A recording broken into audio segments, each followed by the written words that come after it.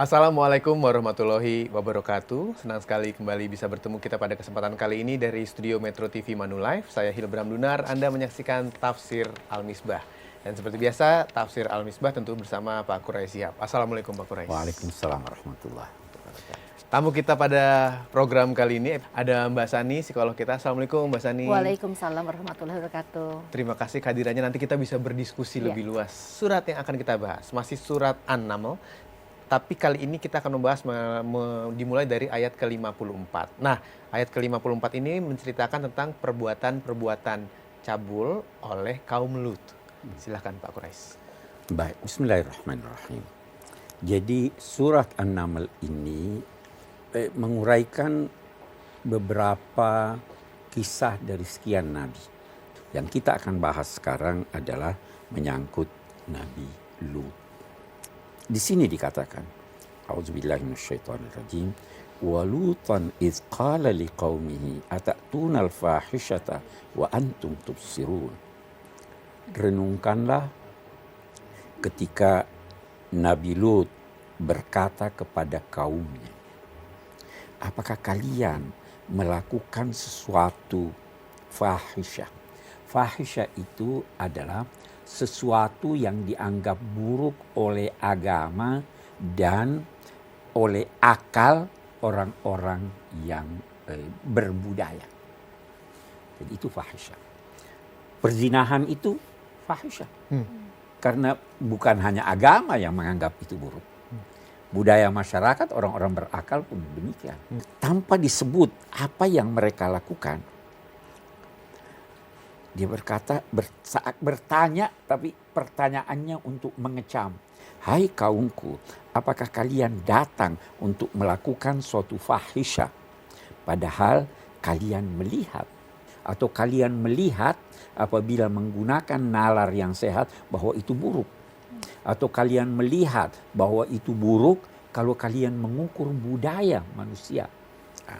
Apa itu? Diterangkannya. Innakum lata'tunar rijala syahwatan min dunin nisa. Kalian itu mendatangi lelaki didorong oleh nafsu seksual, syahwat, sambil meninggalkan perempuan.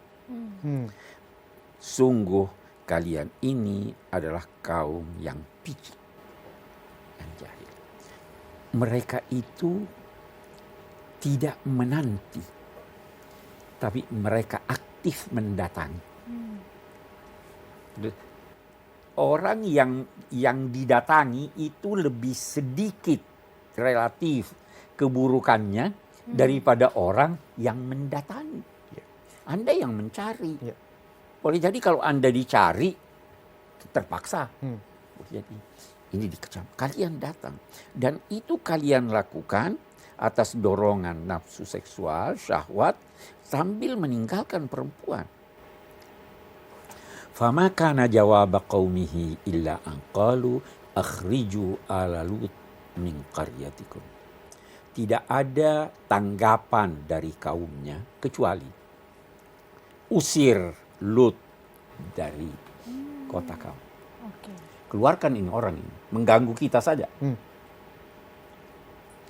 Kenapa harus dikeluarkan? Mereka itu adalah orang-orang yatatahharun.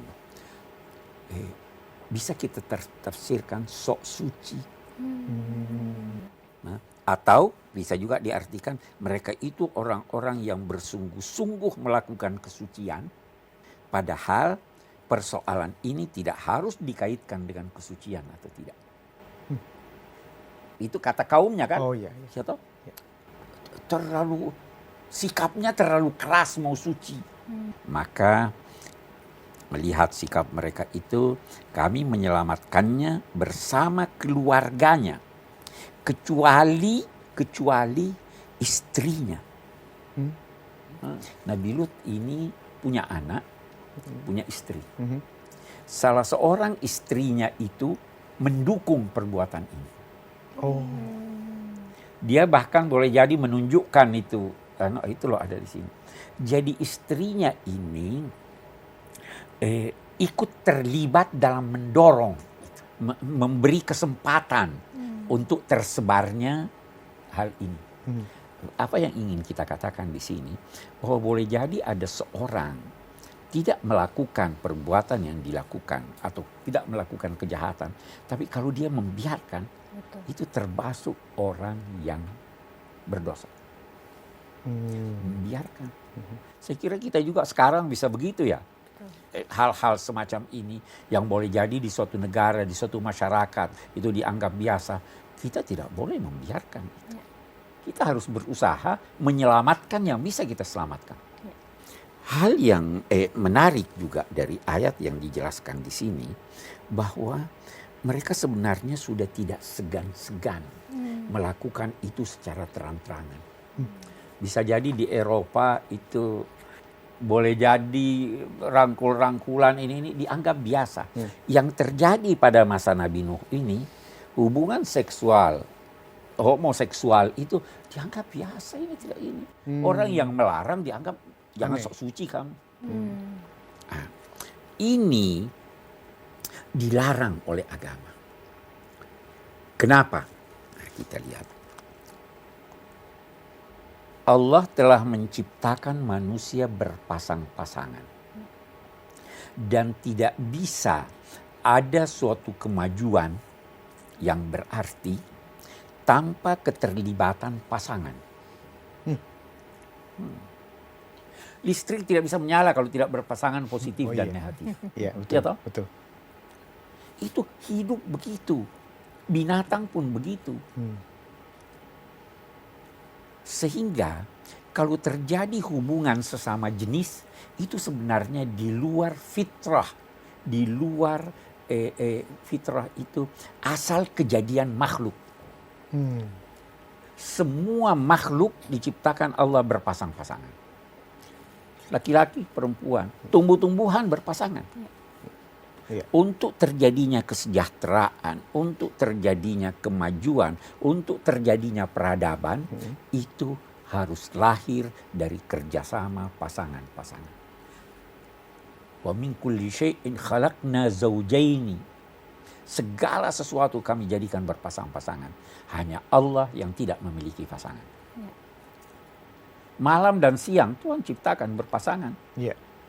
Senang dan susah.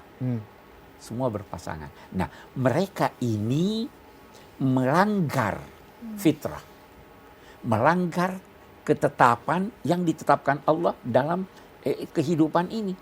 Nah, karena itu kata sementara ulama, kalau ada yang dinamakan fitrah, kita sebentar lagi akan beridul fitri. Kembali ke fitrah kita. Kalau ada yang melanggar fitrah, itu pada mulanya sangat sulit. Saya beri Anda contoh. Mengambil sesuatu, fitrah kita itu dengan tangan. Bukan dengan kaki. Kalau Anda akan mengambil sesuatu dengan kaki, itu sulit. Betul. Ya toh? Itu fitrah. Tetapi kalau Anda membiasakan diri dengan sesuatu yang melanggar fitrah, itu pada akhirnya Anda akan terlalu setengah mati.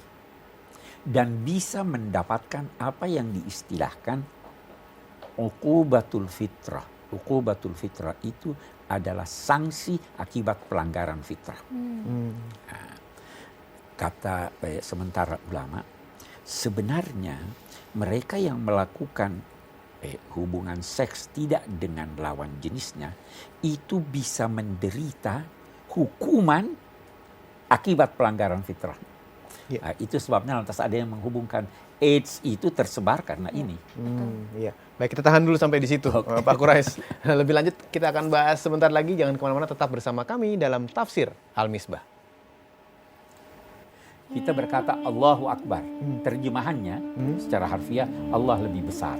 Tapi kita tidak katakan Allah lebih besar. Allah maha besar. Mengapa? Karena kalau Anda berkata Allah lebih besar, Anda seakan-akan memberikan perbandingan antara kebesaran Allah dengan kebesaran makhluknya. Tidak ada bandingan.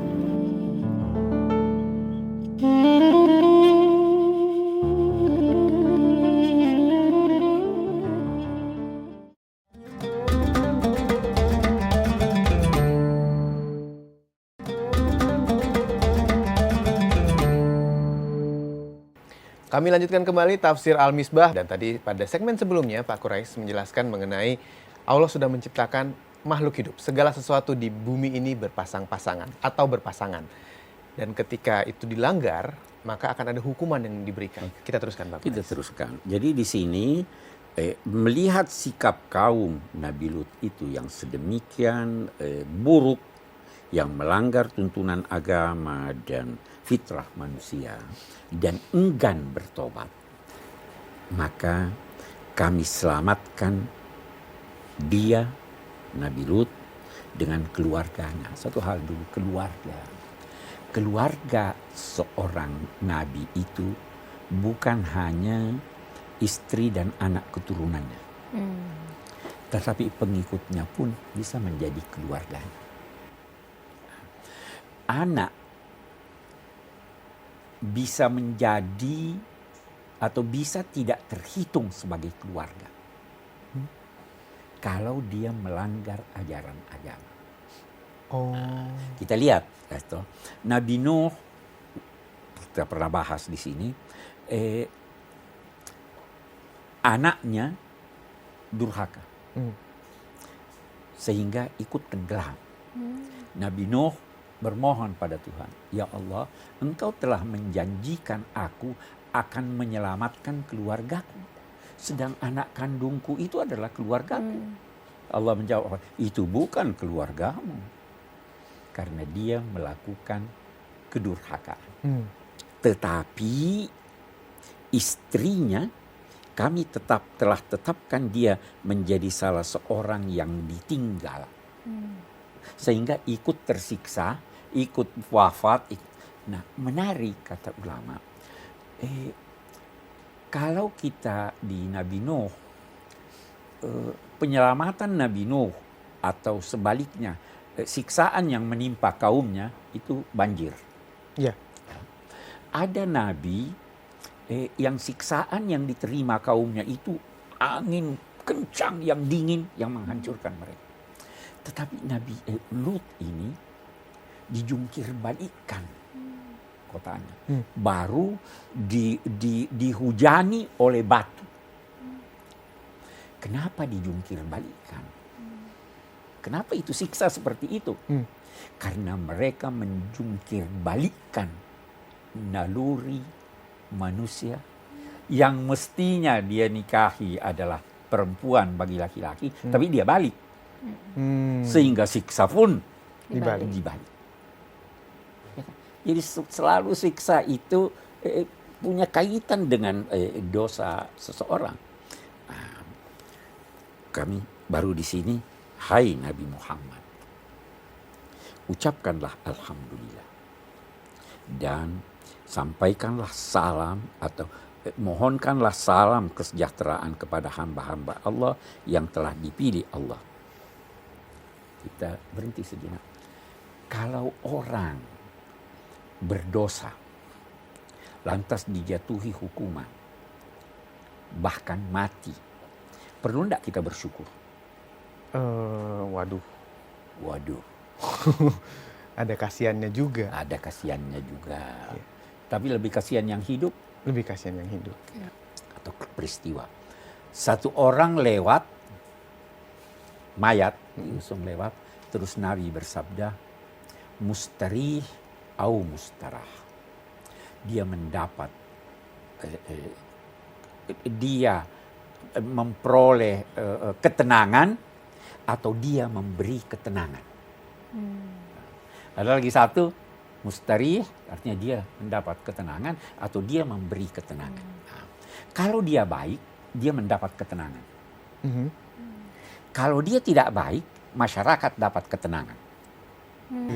Wajar bersyukur atau tidak? Iya. Oke deh. Itu sebabnya di sini dikatakan ucapkanlah alhamdulillah atas itu tadi. Dan sampaikanlah atau mohonkanlah keselamatan bagi hamba-hamba Allah yang telah dipilihnya, termasuk Nabi Lut. Tapi semua ucapkan itu dan ketahuilah bahwa Allah itu lebih baik daripada berhala-berhala yang mereka sembah. Allah lebih baik. Itu terjemahan harfiahnya. Ulama-ulama tafsir, ulama-ulama yang berkecimpung dalam bidang agama tidak mau menyatakan sesuatu itu lebih baik kalau sudah berkaitan dengan Tuhan. Iya. Kita berkata Allahu Akbar, terjemahannya secara harfiah Allah lebih besar, ya kan? Tapi kita tidak katakan Allah lebih besar. Allah Maha besar. Mengapa? Karena kalau Anda berkata Allah lebih besar, Anda seakan-akan memberikan perbandingan antara kebesaran Allah dengan kebesaran makhluknya. Tidak ada bandingannya. Dia di luar yang dibandingkan.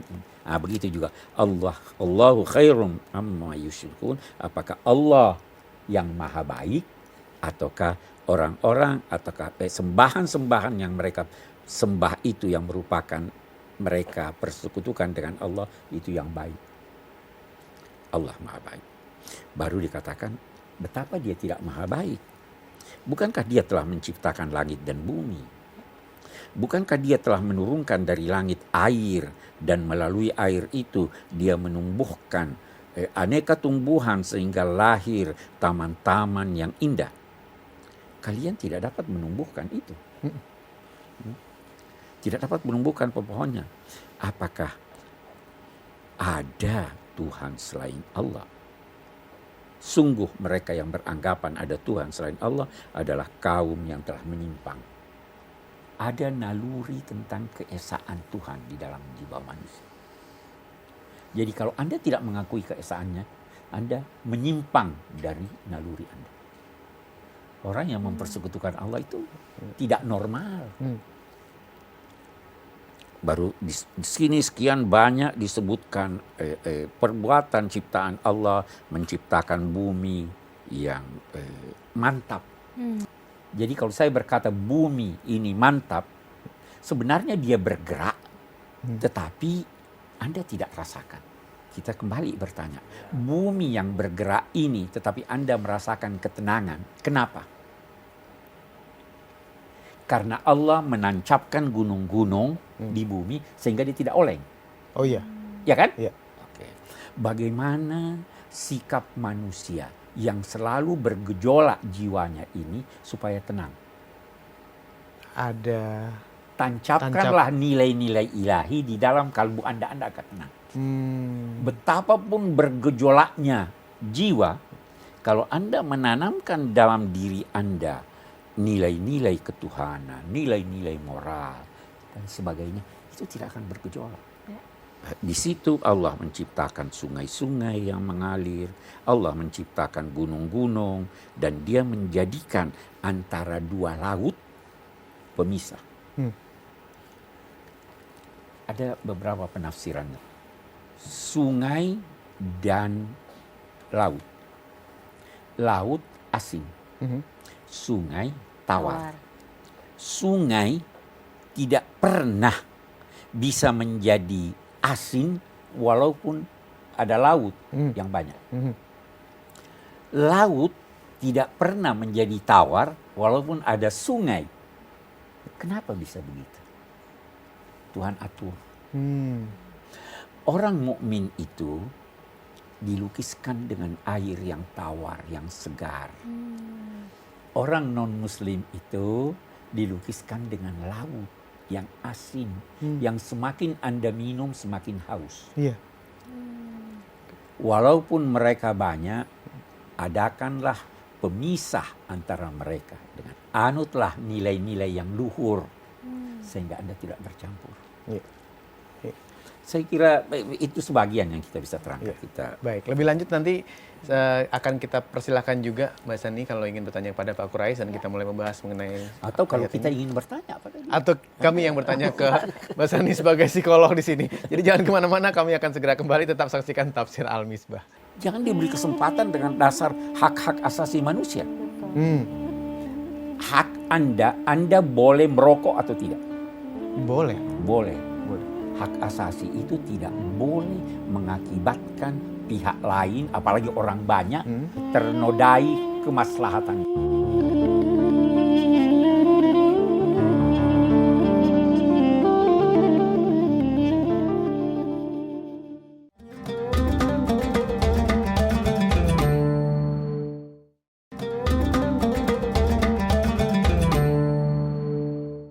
menyaksikan Tafsir Al-Misbah. Saya Hilbram, Pak Qurais, dan juga Mbak Sani, psikolog kita di kesempatan kali ini.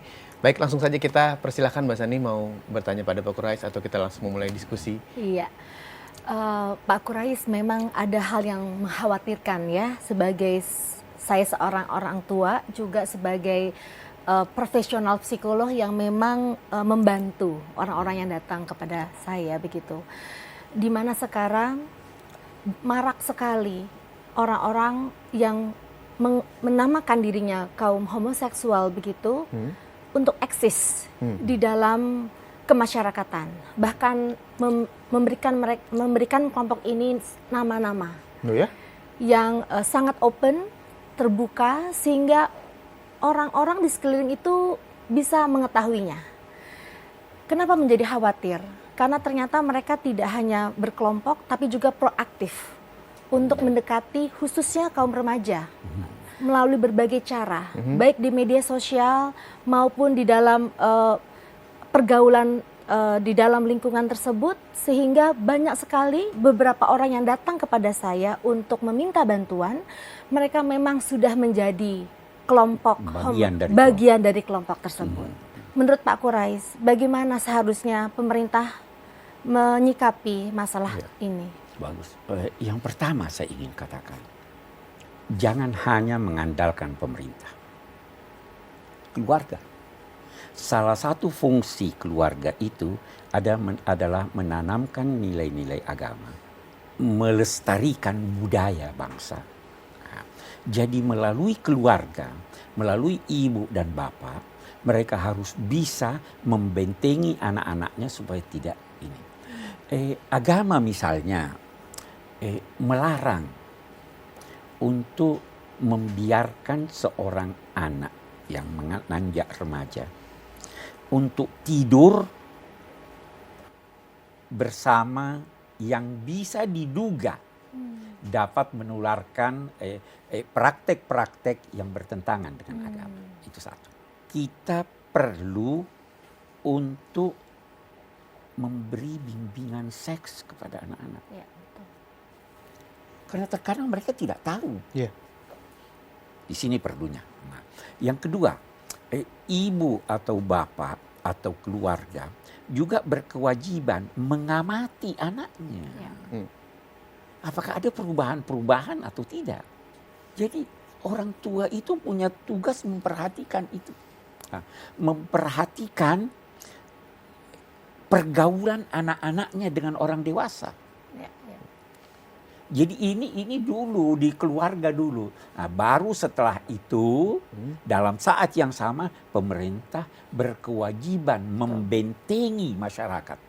Jangan sampai ini semakin meluas. Ya. Tetapi harus mengambil langkah-langkah melalui peraturan, melalui bimbingan, melalui apa saja bisa dilakukan dengan pengawasan, itu bisa dilakukan dengan menertibkan undang-undang dan peraturan-peraturan menyangkut itu. Iya. Dan sejauh ini undang-undang yang berhubungan dengan homoseksual belum ada ya Pak? Rasanya belum ada. Ya. Oke, sekarang saya bertanya mungkin bisa dijawab sama Mbak Sani atau Pak Qurais. Homoseksual, LGBT, lesbian, gay, biseksual, dan transgender.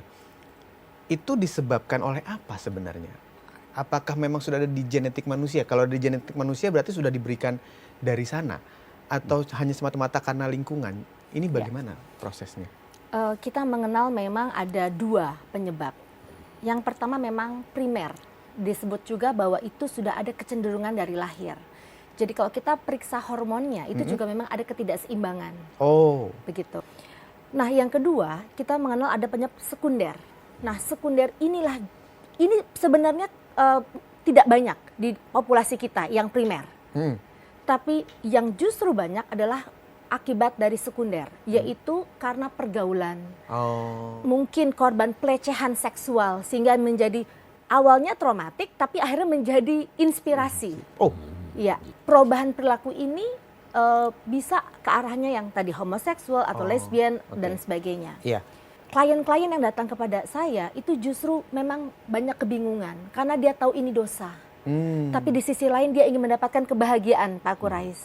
Sehingga apa yang harus dilakukan ketika ini terjadi dalam dirinya, tentu saya membantu memotivasi dia untuk tetap di jalan agama yang sesuai dengan nilai-nilai yang dianutnya supaya tidak konflik. Ya, tahan dulu Mas Sani. Ya. Sampai situ dulu. Saya ke Pak Qurais berarti. Kalau yang primer tadi Pak Qurais, yang dari lahir sudah ada hormon yang tidak sesuai, tidak pas, ini Islam melihatnya bagaimana? Itu kan berarti diberikan dari awal. Iya, anak itu lahir antara lain membawa gen, membawa sifat-sifat orang tua. Memang dalam bahasan ulama-ulama pun itu diakui bahwa dalam pertumbuhan janin pada mulanya itu dua-dua kemungkinan itu ada. Bisa jadi laki, bisa jadi perempuan. Nanti kemudian dalam pertumbuhannya lebih lanjut, salah satunya lebih dominan dari yang lain. Iya. Ulama-ulama berkata bisa jadi ada seorang yang mempunyai dua alat kelamin. Bisa jadi juga yang menonjol berbeda dengan kecenderungan di dalam. Ini yang dinamai primer ya. Betul. Ini yang primer. Orang yang semacam ini perlu diobati. Bahkan hemat saya, orang bisa beda pendapat.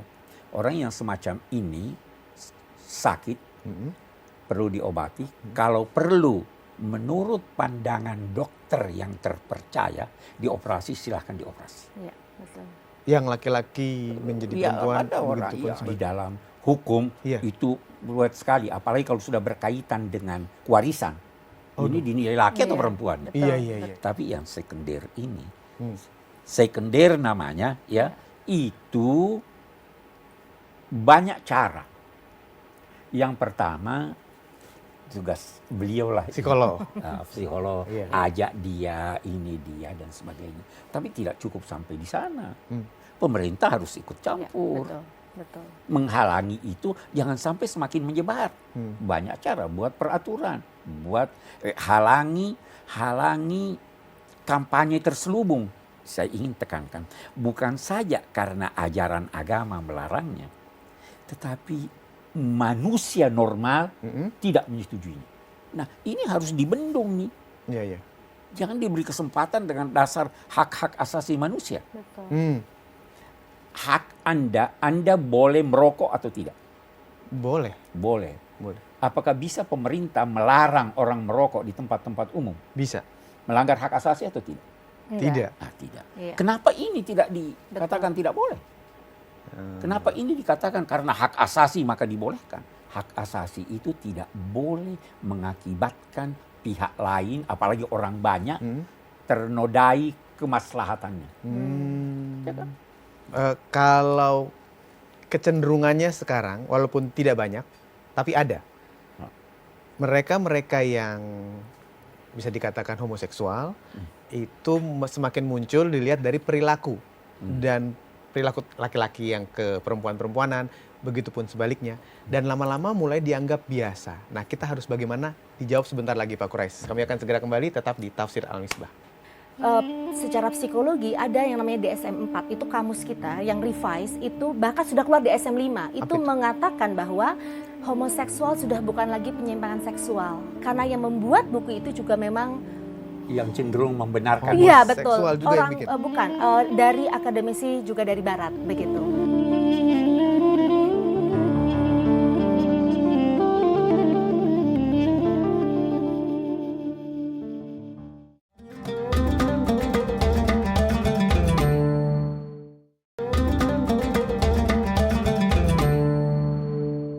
Sesuai dengan pembahasan kita di episode kali ini, membahas mengenai perbuatan-perbuatan cabul yang dilakukan oleh kaum Lut, ya, Pak Qurais, di mana tadi Pak Qurais mengatakan bahwa kita harus membentengi diri, pemerintah harus mereduksi, mengurangi mereka-mereka yang melakukan perbuatan cabul, apalagi terhadap sesamanya, homoseksual, lesbian, dan semacamnya. Pertanyaan saya adalah, kalau sekarang kita melihat banyak sekali perilaku-perilaku yang mengarah ke sana. Mungkin tidak cabul ya secara gamblang, Mas Sani, Pak Qurais, tapi mendekatilah laki-laki yang ke perempuan-perempuanan ataupun sebaliknya. Dan lama-lama menjadi biasa, menjadi sesuatu yang menyenangkan, lucu, diikuti, bahkan menghasilkan uang. Kalau melihat seperti itu, bagaimana Pak Qurais? Itu ada sementara sosiolog Muslim berkata begini, kebaikan kalau sudah jarang dilakukan, itu bisa dianggap keburukan. Waduh. Keburukan kalau sudah sering berulang-ulang dilakukan, itu bisa jadi dianggap kebaikan. Idza qallal ma'ruf sara munkaran wa idza sya'al munkar sara ma'rufan. Jadi itu sebabnya dalam agama ada yang dinamai amar ma'ruf dan nahi munkar. Anjurkanlah sebanyak mungkin melakukan ma'ruf yang baik. Ingatkanlah orang untuk melakukan kebaikan-kebaikan supaya jangan jarang orang melakukannya. Oh, ini enggak. Korupsi, begitu. Jadi biasa. Orang jadi biasa, yang korupsi sudah tidak malu tersenyum di hadapan TV. Sudah dianggap biasa. Nah, ini yang harus agamawan plus pemerintah harus tetap terus menjaga ini. Saya kira itu. Tapi sekarang karena sudah ada juga pengakuan dari negara-negara barat, nilai-nilai bergeser menjadi bangga apabila satu grupnya ada perilaku seksual menyimpang misalnya. Bahwa orang tua tidak hanya berhadapan dengan budaya yang seperti itu, tapi juga dengan perilaku peer yang tidak mengingatkan atau tidak menegur, bahkan melindungi. Boro-boro untuk melaporkan ke orang tuanya. Dan inilah yang dianggap peer ini pengertian, begitu. Nah, ini saya mau bertanya justru, sebenarnya kalau kita memiliki Pak Quraish, teman yang memiliki kelainan, dan di satu sisi hablum minanas kita harus memelihara hubungan antar manusia, tapi juga hablum minallah kita tahu itu menyimpang, begitu. Sebenarnya bagaimana harus kita lakukan dengan sesama peer kita ketika kita tahu itu adalah tidak dibenarkan oleh agama? Saya kira disitulah fungsi kita sebagai seorang yang ingin menyebarkan kebaikan. Kita harus mengingatkan, bahkan mengingatkan diri kita. Boleh jadi sekarang ini sudah ada anak kita yang mengarah ke sana yang kita tidak tahu. Iya, betul. Aduh. Jadi sekali lagi, perhatikan anak-anak, perhatikan pergaulannya, kita membendung anak sekaligus membendung tersebarnya. Itu juga sebabnya dalam agama harus ada filter untuk menerima nilai-nilai dari luar. Ini kan dulu boleh jadi di Indonesia tidak sebanyak sekarang. Sebagai bangsa kita punya filter Pancasila, ketuhanan yang Maha Esa, kemanusiaan. Apakah sikap semacam ini sikap manusia? Saya kira. Tapi apakah maksud saya dengan bertemu atau melihat kaum seperti itu bukan berarti kita jauhi begitu saja, kita tinggalkan atau kita hukum, bukan begitu Pak Quraish? Tidak, saya yang pertama, kalau dia yang primer itu kita perlu dekati dan obati. Kalau yang ini kita dekati, berusaha pertama untuk memperbaiki dia. Kalau tidak bisa, di samping itu kita buat peraturan sehingga itu semakin berkurang. Mas Ani begitu nggak sih? Saya tidak tahu nih kaum homoseksual ini apakah bisa disembuhkan dengan cara apa tertentu, misalnya nih kalau narkoba katanya direhabilitasi lalu insya Allah sembuh gitu kan? Apakah sama dengan homoseksual? Tingkat kesembuhan itu memang berbeda-beda tergantung tekad dan niatnya. Memang nilai-nilai agama yang diakui itu sangat mempengaruhi kesembuhan tersebut. Apabila dia tahu ini salah dan nilai agamanya cukup kental, maka dia akan berusaha sekuat mungkin. Paling tidak dia memiliki motivasi untuk tidak berpasangan dulu. Kalau berpasangan berarti dia sudah menginvite lagi, menguatkan lagi perilaku itu. Nah, ini untuk golongan yang punya tekad kuat. Sehingga akan lebih mudah membentuk perilaku yang lebih sehat. Tapi ketika nilai agama sangat kurang Pak Quraish, kemudian juga ada penerimaan, ada pergeseran bahwa ini adalah benar, ada pembenaran di sini, maka itu akan sangat-sangat sulit walaupun dibantu dengan tim profesional sekalipun. Karena intinya adalah tekad kuat dari dalam diri seseorang untuk membentuk perilaku yang lebih sehat tadi. Ya, itu saya ingin bertanya, itu selama ini pengalaman Anda, yang Anda hadapi, itu ada yang sembuh atau tidak? Atau berapa persen yang sembuh? Sedikit yang sembuhnya karena tekad tadi itu. Jadi banyak yang datang ke saya untuk pembenaran justru Pak Quraish. Iya, minta bantuan profesional untuk membujuk orang tuanya. Jarang yang datang untuk bertekad merubah, tapi lebih pembenaran untuk diterima. Bahkan Mas, dari kalau kita ngomong pendidikan sama agama memang agak beda.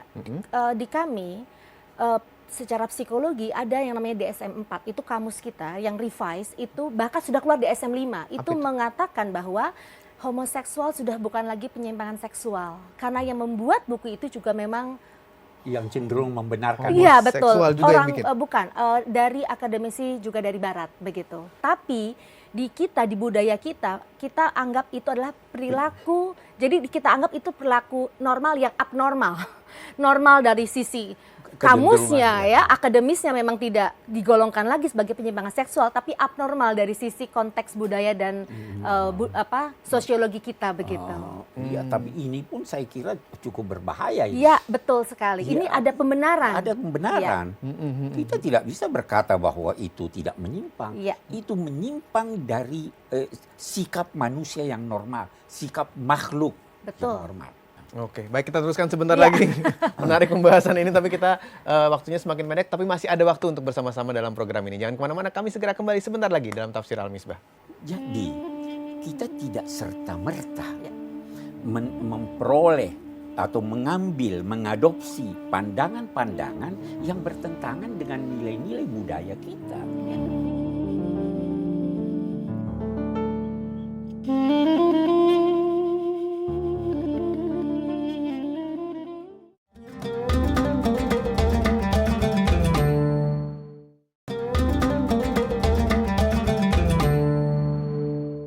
Terima kasih Anda masih terus bersama kami dalam Tafsir Al-Misbah, masih terus dalam pembahasan yang menarik dan mudah-mudahan bisa bermanfaat untuk kita semua. Kita lanjutkan lagi.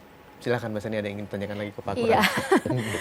Memang Pak Qurais, ini yang menjadi sulit karena memang bidang ternyata akademis ya, psikologi Indonesia atau ketimuran juga berbeda dengan psikologi barat begitu. Iya. Bagaimana justru secara agama yang dengan nilai-nilai yang benar begitu secara agama, bagaimana sebenarnya kita menyikapi ini? Mana yang sebenarnya lebih kita pilih gitu? Akademisnya atau nilai-nilai agamanya? Iya, saya teringat dulu saya rektor IAIN. Kami pernah mendapat pengaduan dari anak saya yang Anda kenal. Oh iya. Bahwa di UI ada seorang dosen berkata, anak gadis yang berumur 16 tahun dan belum punya pacar itu ada kelainan. Dia datang mengadu pada saya. Apa saya punya kelainan jiwa nih? Karena dia Karena belum belum punya pacaran. pacar. Karena belum pacaran. Ya toh? Saya katakan itu tidak. Ini psikologi berkata begitu. Saya bilang memang berbeda psikologi agama Islam dengan psikologi dari Barat. Itu pandangan Barat. Ya, betul. Kita punya psikologi juga. Jadi kita tidak serta-merta memperoleh atau mengambil, mengadopsi pandangan-pandangan yang bertentangan dengan nilai-nilai budaya kita. Ya. Masa anak umur 16 tahun tidak punya pacar? Dianggap aneh. Dianggap punya. Itu wajar kalau di sana karena pergaulannya. Nah, jadi saya kira dalam menghadapi penyimpangan-penyimpangan ini menurut kita tidak serta-merta berkata bahwa itu bukan penyimpangan. Apalagi ilmu, saya ingin tambahkan lagi satu. Apa yang dikatakan hakikat ilmiah itu relatif. Ya. Relatif. Boleh jadi kesepakatan ilmuwan berkata begini, sebentar lagi berubah kalau ada kesepakatan lain. Jadi tidak absolut harus begitu. Iya, baik. Saya sebenarnya ingin membahas ini lebih lanjut dengan banyak sekali pertanyaan-pertanyaan yang diajukan kepada Pak Qurais atau juga kepada Mbak Sani, tapi waktu kita terbatas. Jadi mungkin di kesempatan lain kita bahas lebih lanjut atau kita bikin program sendiri mengenai ini. Tapi boleh kita masuk pada kesimpulan. Kita masuk episode dalam kita kesimpulan dari ayat-ayat yang kita baca. Tadi kita ada baca salah satu yang ingin saya katakan bahwa istri Nabi Lut itu memperkenankan Nabi Lut tidak bisa paksa istrinya. Ya kan? Ini salah satu Nabi pun tidak boleh bahkan tidak dapat memaksakan kehendak kepada siapapun walaupun terhadap istri yang berada di bawah kekuasaan mereka. Persoalan percaya atau tidak adalah persoalan pribadi. Tidak seorang pun dapat memaksakan kehendaknya dalam hal. Kaum Nabi Lut menempatkan cairannya, sperma, yang merupakan benih kehidupan manusia bukan pada tempatnya. Maka Allah pun menjadikan hujan air yang menghidupkan dan menumbuhkan air yang menghidupkan, menjadikannya bukan pada tempatnya sehingga menjadi sebab kebinasaan mereka. Demikian sanksi serupa dengan pelanggaran. Allah jatuhkan ini, jungkir balikan dan sebagainya. Pertanyaan-pertanyaan dapat merupakan mukaddimah upaya membuktikan kebenaran. Karena jawaban yang tepat dan objektif menggiring yang ditanya untuk menemukan kebenaran.